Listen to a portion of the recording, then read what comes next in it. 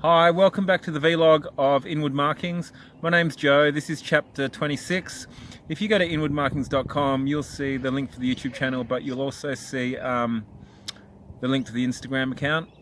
As I said in one of my Instagram stories, chapter 25 is a threshold chapter, and so it felt right to take a extended pause just between that and the next one. As I explained in the story, everything changed upon my arrival back in Melbourne in February 2018, and then in mid 2018, June, July, everything changed further, and then in September 2018, and I feel more certain over time that it was September 8th, things really fucking changed and have not been the same since. And so it's just been this progressive intensification. But as I've explained in previous chapters, and this is the reason why I'm doing this vlog, or it's a major reason, the events of the last 22 months have caused me to reevaluate my life up until now. So just to recap,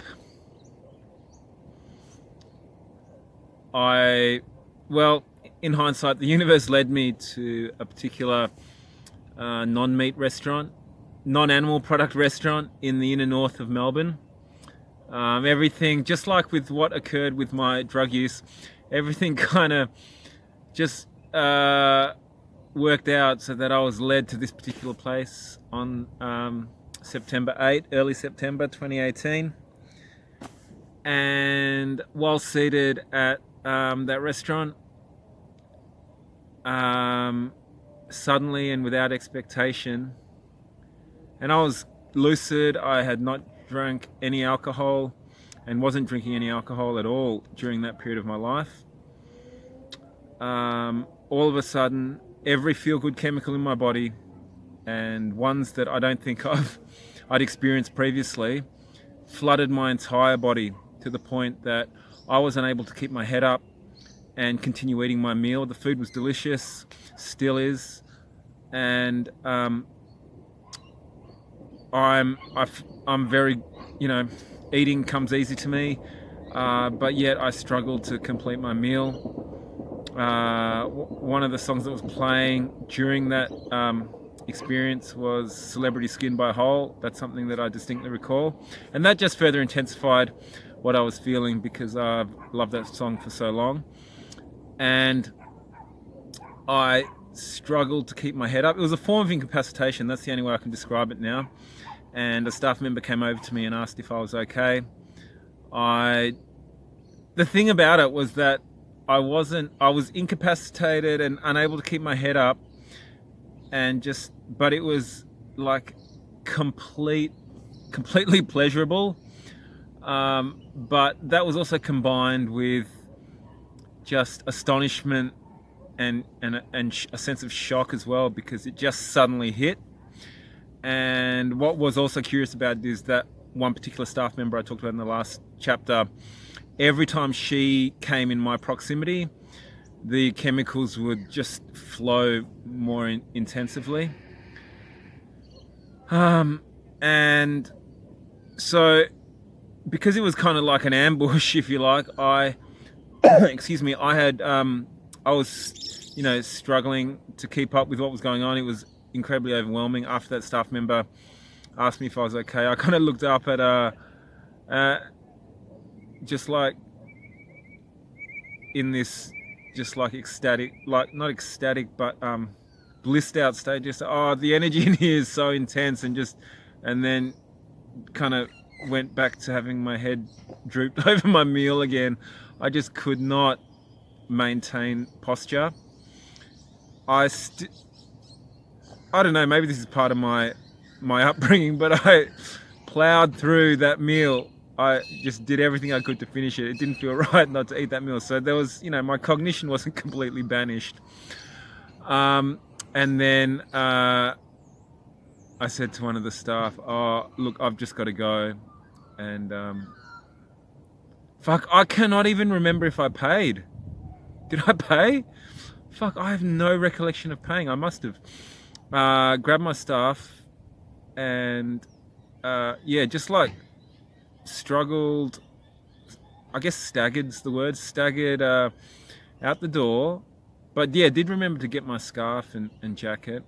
Looked up in the sky straight away because I thought, is there something lunar happening? And from memory, it was kind of, I think it was like a, I don't know, a half full moon, maybe 2/3. And I walked to I walked across the road without incident, and then reached this corner where the most beautiful large eucalyptus trees are, and just held onto a fence surrounding it because the breath had been taken out of me. My knees were buckling, and I just felt completely like a combination of drained and blissed out, and also like overwhelmed physically.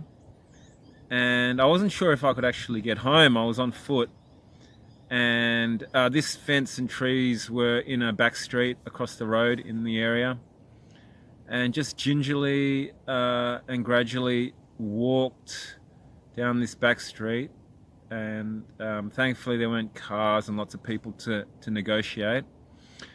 Reached the next major intersection, and where there's actually a tattoo parlor, and ended up just going in there because it was such an extraordinary experience that I guess I was just seeking some kind of contact with someone else to like, for some kind of, I don't know, reassurance or something like that. And went in there and just like, didn't explain what had happened, but I think I just asked them, oh, do you believe in astrology? Or something maybe about the moon. It was just like a random question like that, because I didn't feel like I could share what had happened. I didn't know what the fuck was going on. And they were really nice to me. An older man and a younger woman who were still working there. It was like, I don't know, it must have been like 7:30 p.m. But yeah, it was still open. And then I just staggered out of there. Because my composure wasn't one of distress because my presentation wasn't one of distress or anger or discomfort, I think, yeah, my interactions subsequent to the experience all went okay. And yeah, I don't know how long it took me. Time was kind of irrelevant at that point, and my recollection of the experience is also, time is not something that comes, that I can think clearly about in relation to it. But staggered home, eventually made it,